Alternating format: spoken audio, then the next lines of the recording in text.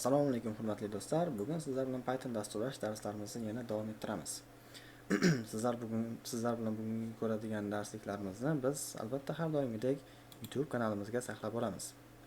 Ushbu YouTube kanalimizdan har qanday darsliklarimizni istalgan formatda ko'rib borishingiz mumkin. Ya'ni 360 pikseldan 4K pikselgacha ko'rib borishingiz mumkin. Playlist bo'limimizda playlistimizda ham ko'rishingiz mumkin. Albatta Python asoslari playlistimiz mavjud. Ushbu playlist orqali siz Python bo'yicha deyarli barcha darsliklarimizni shu yerdan ko'rib borishingiz mumkin. Bundan tashqari kompyuter savodxonligi kurslarimiz ham mavjud. Birozgina zerikkan vaqtlaringiz bo'lsa, albatta yakshanba kunlari bo'ladigan bo'lsa, vaqtingiz bemalol bo'ladigan holatlarda shorts videolarni ham ko'rib borishingiz mumkin. Albatta bu yerda ham ba'zi bir elementlarni joylab boramiz. Undan tashqari biz repositoriyalarni ko'radigan bo'lsak, xo'p, Telegram gruppamizda, Telegram kanallarimizda ham bor bu. Ya'ni bizning GitHub sahifamiz. Ushbu GitHub sahifamizda biz shu vaqtgacha yozgan kodlarimizni GitHub sahifamizda yangilab boramiz. Har doimo GitHub sahifamizda, misol uchun, shu joydan qiziq kodlarni olib, o'zingizda ishga tushirib ham ko'rishingiz mumkin. Hamda undan tashqari, misol uchun, ba'zi bir xatoliklarga duch keladigan bo'lsangiz, kommentariyada belgilab ketishingiz yoki misol uchun Telegram gruppamizda belgilab ketishingiz mumkin albatta. Xo'p, bu qisqacha lirik chekinish edi. Undan tashqari biz darsliklarimizga qaytamiz. Xo'p, darsliklarimizga qaytish uchun biz Visual Studioga yuzlanamiz. Ya'ni har doimgidek Visual Studio orqali kod yozamiz. Shu sababli Visual Studioga qaytamiz. Birinchi kodimizni ochamiz. Birinchi kodimizni ochadigan bo'lsak, biz dubdor metodlarga duch kelamiz. Dubdor metodlar o'zi nimalar? Bu bo'yicha qo'lyozmamizni oladigan bo'lsak, dubderda Pythonda dubderlar. Bu asosan metodlar hisoblanadi. Vazifasi esa uzun tarjimasini oladigan bo'lsak, dubder understand. Xo'p, dubder metodlar bu Python dasturlashtirida maxsus funksiyalar bo'lib, ularning nomi ikki pastki chiziqli bilan boshlanadi va tugaydi degan ma'noni beradi. O'z vazifasi ham, qo'llanish joyi ham xuddi shunday. Masalan, ulardan bittasi biz shu vaqtgacha foydalangan init. Endilikda ko'radiganlarimiz esa qolganlari dubders metodlari desak bo'ladi. Ya'ni barcha dubder metodlarini ko'rib chiqamiz. Deyarli barchasini emas, chunki dubder metodlar juda ham ko'p, qo'llanish joyiga qarab qo'llaniladi. Ya'ni ular haqida ma'lumot olmoqchi bo'lsangiz, Pythonning rasmiy saytidan dubders documents deb qidiradigan bo'lsangiz, shu haqida ma'lumotlarni olishingiz mumkin. Keyingi ko'radiganimiz initdan keyingisi str. Str deb ataladi albatta, keyingisi add. Ya'ni bugungi ko'radiganlarimizdan bir nechtasi. Undan tashqari ham ko'ramiz albatta. Ular sinf ichidagi obyektlarni o'zaro qanday munosabatlarda bo'lishini belgilashadi va ishlatiladi. Ushbu qo'llanmada eng ko'p ishlatiladigan dubder metodlarga alohida tushuntirishlar, misollar va bilan tanishasiz. Ya'ni bu qisqasi oddiygina qo'lyozma. Bunga umuman charkashib, misol uchun u bo'yicha nimadir qilish noo'rin, ya'ni video darsligimiz orqali tushunib olishingiz mumkin. Birinchi ko'radiganimiz str. Biz ham ko'rishimiz mumkin, ammo bizning kodimizga duch kelmaydi, ya'ni to'g'ri kelmaydi. Ya'ni birinchi ko'ryapmiz biz init. Undan oldingi ko'rganlarimiz ham init edi, ya'ni self study orqali keladi. Deyarli barcha dubder metodlar self study orqali keladi. Biz ko'rishimiz mumkin, init orqali ism hamda yosh olingan. Xo'p, bu yerda berilgan atributlar hech qanaqa private ko'rinishda berilmagan, ya'ni inkapsulatsiya qilinmagan. Shu sababli bu sodda kod. Aytaylik, siz o'zingizning kodingizni yozayotgan vaqtingizda dubder metodlardan foydalanishingiz hamda ularni inkapsulatsiya qilishingiz mumkin. Str self study orqali barcha strdan ma'lumotlar qabul qilingan. Strni xo'p, kommentiga yuzlanadigan bo'lsak, obyekt haqida chiroyli, foydalanuvchiga tushunarli ma'lumotlarni ko'rsatadi. Bu metod print chaqirilganda ishga tushadi. Ya'ni bu asosan print orqali ishga tushadi, return bilan deyarli bir xil. Hop, endi ya'ni buni vazifasi deyapti. Misol uchun qo'lyozmamizni oladigan bo'lsak, bizga berilgan vazifa bu ma'lumotlarni chiqaradi, ya'ni foydalanuvchiga ma'lumotlarni chiqarish vazifasini bajaradi. Agar biz initni o'zidan to'g'ridan-to'g'ri foydalanganimizda, bizda ma'lumotlarni chiqarish ishlamas edi. Xo'p, strning vazifasi esa ma'lumotlarni chiqarib berish vazifasini bajaradi. Ya'ni o'quvchi, misol uchun self study ichidan ism, yosh, misol uchun shu ko'rinishda olinadi. Ya'ni misol uchun o'quvchi bir sifatida O1 o'zgaruvchisi berildi, o'quvchiga Ali hamda 14 yosh berildi. buni to'g'ridan to'g'ri print O1 qiladigan bo'lsak, xuddi mana shunaqa ko'rinishda formatlab chiqarib beradi. Ishga tushirib ko'ramiz albatta. Xo'p, o'quvchi Ali yosh 14 yosh. Xuddi shu ketma-ketlikda formatlab bermoqda. Endi buni yana yopamiz, davom ettiradigan bo'lsak, keyingi ko'radiganimiz rapper. Xo'p, endi bu qo'lyozmamizga yana qaytadigan bo'lsak, terminalni yopaman albatta. Ya'ni str ni tushundik. Bu ma'lumotlarni chiqarish uchun ishlatiladi. Rapper. Rapperning ham deyarli vazifasi bir xil. Rapper bilan str vazifasi bir xil, ammo ko'pchilik rapperni ishlatadi. Sababi rapper ko'pchilik funksiyalar bilan integratsiya qila oladi. Ya'ni ular bilan bemalol chiqisha oladi. Str ham deyarli bir xil, ammo ba'zi bir funksiyalar bilan ishlash chog'ida murakkablikka olib keladi. Shu sabablama str ning yangilangan varianti bu rapper deb tushunishimiz mumkin. Endi obyekt haqida ishlab chiqaruvchiga tushunarli formatda ma'lumotlar qaytaradi. Debug uchun foydali.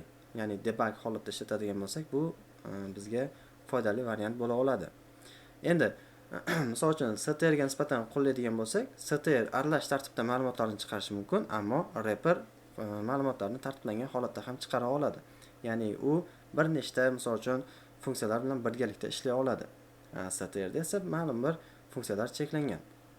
Shu sabablarga men shaxsan o'zim maslahat beraman sizlar uchun albatta rapperni qo'llashdi. Bu qo'lyozmamiz tushunarli bo'lgan bo'lsa, kod orqali tushunishga harakat qilamiz. Ya'ni o'quvchi xuddi shu yuqoridagi kabi faqatgina metod o'zgarmoqda rapperga. Bu ham albatta bir xil chiqaradi, chunki biz sodda ko'rinishdan foydalanmoqdamiz. Agar ma'lumotlar juda ham ko'p bo'ladigan bo'lsa, unda ma'lumotlar izchilligi o'zgargan bo'lar edi. Ya'ni mana o'quvchi Ali 14. Ya'ni bizda yuqorida ko'rganimiz kabi ikkalasi deyarli bir xil, ammo mana bu formatda qo'llanilib keldi. Ya'ni rapper orqali to'g'ridan-to'g'ri ma'lumotni qabul qilib oldik. Biz to'g'ridan-to'g'ri chiqargan vaqtimizda ham xuddi shu variantda chiqar edi. Faqat vazifasi biz rapperda nima borligini shu joyda o'zida ham ko'rib olishimiz mumkin. Agar kodimiz uzun bo'lgan bo'lsa. Hop, keyingi metodimiz esa get item. Hop, shu joyda o'zdan o'tamiz yana. Bu terminalni yopib turamiz sizlarga xalaqit bermasligi uchun. Get item obyektdan indeks yordamida qiymat olish imkonini beradi. Masalan, o'quvchilar ro'yxatidan ism olish. Ya'ni bu birozgina eski darsliklarimizga to'xtaladigan bo'lsak, xuddiki misol uchun meros kabi ishlaydi. Ya'ni get itemning vazifasi xuddi shunday.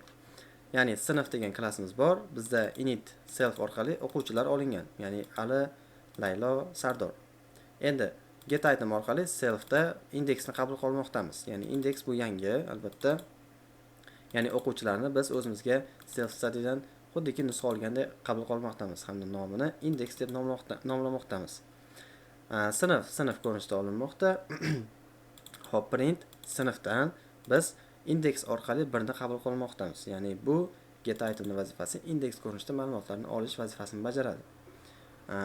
Shu sababdan biz bu yerda indeksdan foydalandik. Ammo boshqa usuldan ham, misol uchun x deb nomlab ketishimiz ham mumkin edi. Bu narsaga alohida to'xtalish shart emas. Ya'ni indeks pastda ham indeks foydalanishimiz kerak.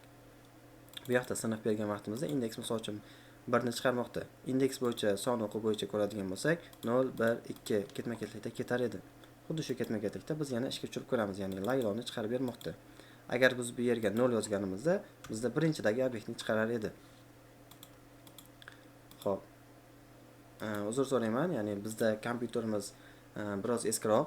Sababi men ko'pincha MacBookda video olgan vaqtimda ko'pchilik so'radi, misol uchun siz Macdan foydalanasiz, bizda Python ko'taradimi, ko'tarmaydimi?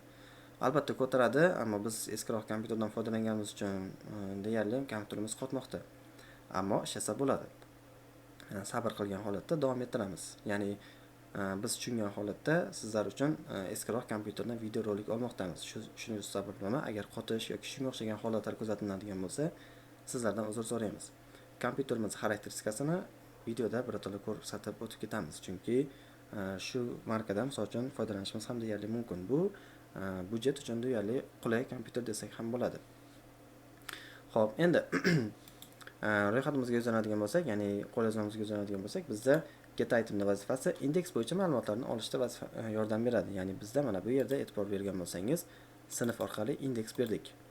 Indeks mavzumiz o'tgan darslarimizda indeks haqida to'liq mavzular o'tib ketganmiz. Ya'ni ular haqida qisqacha aytadigan bo'lsak, indeks sonlar o'qida 0 dan boshlanadi. Ketma-ketlikda esa ular nechta bo'lsa shunday davom etadi.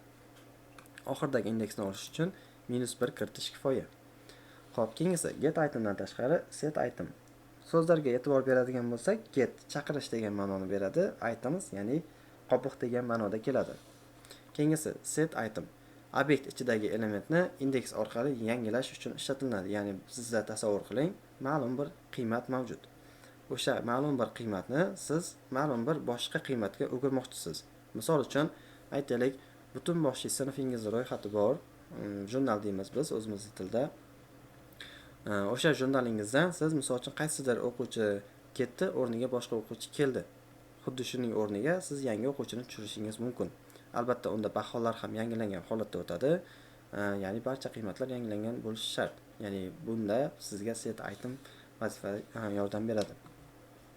Xo'p, kodimizga uzanadigan bo'lsak, sinf, ya'ni klassimiz yana xuddi shu yuqoridagi, faqat vazifasi xuddiki lug'atimiz ham, ro'yxatimiz ham bir xil. Set itemdan foydalanmoqdamiz. Indeks hamda qiymat. Nima uchun indeks hamda qiymat? Biz indeks orqali biz indeksni ketma-ketlikda olamiz. Xo'p, endi ya'ni set item bu indeks get item bilan deyarli bir xil. Bunda ham indeks ham qiymatni olishimiz mumkin. Xo'p, shu sababli indeks bermoqdamiz. O'quvchilar ichidan indeks bo'yicha qiymatni o'zgartiramiz. Ya'ni mana bu yerga qiymat kelib tushadi. Pastga yuzlanadigan bo'lsak, sinf 0, 0-indeksimiz, ya'ni alani o'rniga biz mirazni tushirmoqdamiz. Ya'ni indeks bu yerda 0 ga teng bo'ldi, qiymatimiz esa mana bu yerga teng tushdi. Xuddi shunday qilib print qilib ma'lumotni chiqaradigan bo'lsak, bizda alisiz ro'yxatimiz ishga tushadi. Mana Miraziz, Laylo hamda Sardor. Ketma-ketlikni yopamiz. Kodimizni yopamiz albatta. Xo'p. Klass o'quvchilar ro'yxatini ochamiz.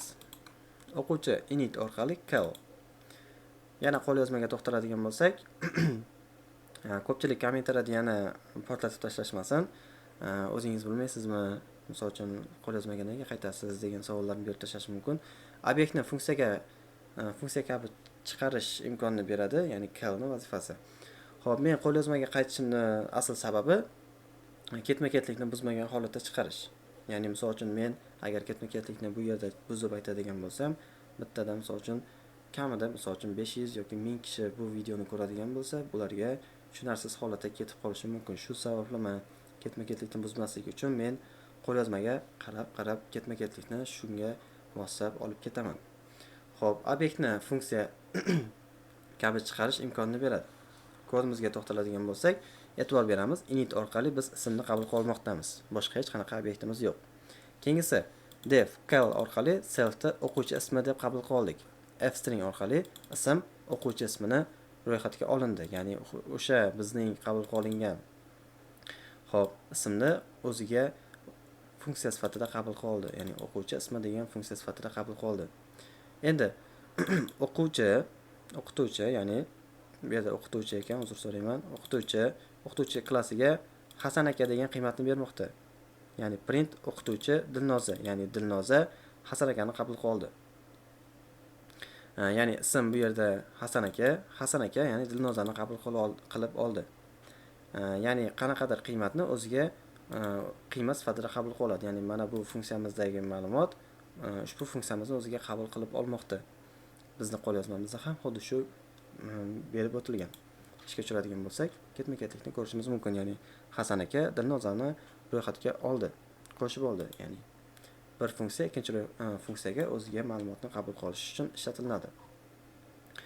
Bundan qanday usullardan foydalanishimiz mumkin? Ya'ni misol uchun login yoki shunga o'xshagan ma'lumotlarni qabul qilish degan joylarda misol uchun caldan ham foydalanishimiz mumkin. Xo'p, keyingisi o'quvchi ekan, mana o'quvchisi add. So'zlarga ahamiyat beradigan bo'lsak, add vazifasi tarjimasi o'zini olganda qo'shish degan ma'noni beradi. Xo'p, qo'lyozmamizga qaytadigan bo'lsak, add vazifasini ham xuddi shu yerda ko'rishimiz mumkin. Ikki obyektni qo'shish operatsiyasini bajaradi. Pastga tushadigan bo'lsam, bu yerda bir nechta vazifalar berilgan, ya'ni init, st, wrapper, len, misol uchun get item, set item, del item, cal, add, misol uchun ikki obyektni bir-biriga qo'shadi. Obyekt deganda biz bu yerda misol uchun ikkita o'zgaruvchini olishimiz mumkin. Mana misol uchun Ali hamda Sardorni bir-biriga qo'shishda yordam beradi. Ikkalasini bitta guruhga qo'shadi, ya'ni guruh bo'ldi, ya'ni ikkalasi bitta guruhga bo'lishda ishlatiladi. Agar bu yerda son beradigan bo'lsak, ikkalasi bitta son bo'lib ketadi. Ya'ni misol uchun 10 hamda 20 qiymatlarini beradigan bo'lsak, ular 30 ga aylanadi. 30 hamda 30 qiymatlarini beradigan bo'lsak, ular 60 ga aylanib ketadi. Ya'ni add vazifasi qo'shish. Bizda arifmetik amallar qo'shish, ayirish, ko'paytirish, bo'lish bor edi. Bularda undan foydalana olmaymiz. Ya'ni obyektlar o'rtasida ba'zi bir amallarni bajarib bo'lmaydi. Arifmetik amallarda. Shu sababli ularga dub-dor metodlar joriy qilingan. Misol uchun ulardan bittasi add, sub, mal hamda age, ag, aid hamda gt. Xo'p, endi yana kodimizga qaytamiz. Yuqoriroqqa qaytib olamiz. Bizga kerak bo'ladi albatta add vazifasi yuqorida aytganimizdek qo'shish vazifasini bajaradi. Yana kodimizni yopamiz, albatta keyingi kodimizga ochamiz. Sinfda biz subdan foydalanmoqdamiz. Ya'ni subda bu yerda eslatib o'tganimizdek, mana obyektlar orasida ayirish amali uchun ishlatiladi. Ya'ni bir obyektdan ikkinchi obyektni ayirish, o'chirish degan ma'noda ham keladi. Ya'ni bizga e'tibor beradigan bo'lsak, remove funksiyasiga yaqin. Xo'p, agar biz to'g'ridan-to'g'ri remove degan funksiya ishlatadigan bo'lsak, u qisman xatolikka olib kelgan bo'lamiz. O'quvchilar remove ichidan ismni o'chiradi. Ya'ni biz bu yerda misol uchun Layloni kiritadigan bo'lsak, Laylo bu yerdan o'chiriladi hamda Laylosiz ishga tushadi. Xo'p, endi ya'ni Laylosiz ro'yxat ishga tushadi. Ishga tushadigan bo'lsak, xuddi shu ketma-ketlikda ko'rishimiz mumkin. Mana Ali, Sardor, Laylo yo'q. Ya'ni qanaqadir obyektni o'chirishda ishlatdik sub orqali. Sub kalit so'zini ishlatib qolishni maslahat bergan bo'lar edim. Keyingisi mana o'quvchi bizda mana bu hammasini birlashtirib yuborganmiz, chunki anchagina vaqtni ekonom qilamiz. Video darslik agar 20-25 daqiqadan ko'p bo'ladigan bo'lsa, o'quvchilar ko'rishga erinishmoqda. Shu hisoblama aid hamda gt dub-dor metodlarni qisqartirib yubordik. Obyektlarni solishtirish uchun tengmi yoki kichikmi, kattami, shu hisoblama 3 ta metod ishlatilishi mumkin. Ya'ni bizda aid tengmi, aid kichikmi, gt kattami degan ma'noda keladi. Ushbu ro'yxatda ham ko'rishingiz mumkin. Ya'ni 0, 1, ya'ni obyekt 1 hamda obyekt 2 ikkalasiga tengmi? Misol uchun obyektimiz Ali, ikkinchisi Sardor. Bu false qaytaradi. Keyingisi print kattami yoki kichikmi? Bunda true, false'lar qaytarishi mumkin. Ya'ni birinchisi true. Nima uchun? Kichikmi deyapti. Tur albatta 5 dan kichik. Keyingisida false da, ya'ni misol uchun nima uchun? Tur 5 dan kattami degan ma'noda kelmoqda. Shuning uchun false qaytaradi. Ya'ni dub-dor metodlar o'zi juda ham ko'p. Ularni misol uchun ba'zi birlarini mana bu yerda ko'rishingiz mumkin. Dub-dor metodlar haqidagi ma'lumotlarni ham misol uchun Visual Studiyamizni yopadigan bo'lsak, xo'p, Visual Studiyamizda mana Chrome brauzerga yuzlanamiz. Xo'p, Python rasmiy saytidan misol uchun Python dub-dor methods deb qidirishimiz mumkin. Python rasmiy saytidan ma'lumotlar chiqib keladi albatta. E'tibor berganingizdek, bizda kuchlanish juda ham past bo'lgani uchun mana bizda dub-dor metodlar deb chiqib keldi. Xo'p, dub-dor degan metodlarni beradi uzun olganda. Mana bu yerda Google do'si ham bizga ba'zi bir elementlarni chiqarib berdi. Asosan ko'p ishlatiladigan. Xo'p, endi biz kompyuterimizning xarakteristikasiga yuzlanadigan bo'lsak, biz moy faylga kiramiz albatta. Birinchi navbatda kompyuterimiz uchun ajratilgan xotira 111 GB. Bu juda ham kam degan ma'noni beradi. Xo'p, lekin dasturlashni boshlash uchun yetarli. Kompyuterimiz haqida ma'lumotni oladigan bo'lsak, mana xo'p, operativniy xotiramiz 12 GB, asosiy xotiramiz 128 GB, prosessorimiz Intel Pentium, bu albatta sustroq versiyasi. Nima uchun? Chunki bizni dasturlashga lekin ammo yetadigan prosessorimiz bor. Xo'p, gersovkalarni ham xuddi shu yerda ko'rishingiz mumkin. Ammo kuchli kompyuter emas. Biz shu sababli biroz kuchsizroq kompyuterdan foydalandik. Asl sababi boya aytganimizdek, dasturlashni boshlash uchun bahona emas, harakat ko'proq kerak bo'ladi. Sizlarga shu o'rinda eslatib o'taman, bizni Python dasturlash asoslarini o'rganishimiz uchun saytimiz orqali ham ro'yxatdan o'tishingiz mumkin. Sayt haqida havolani video sahifasida qoldiraman. Barchangizga rahmat, xayr, salomat bo'ling.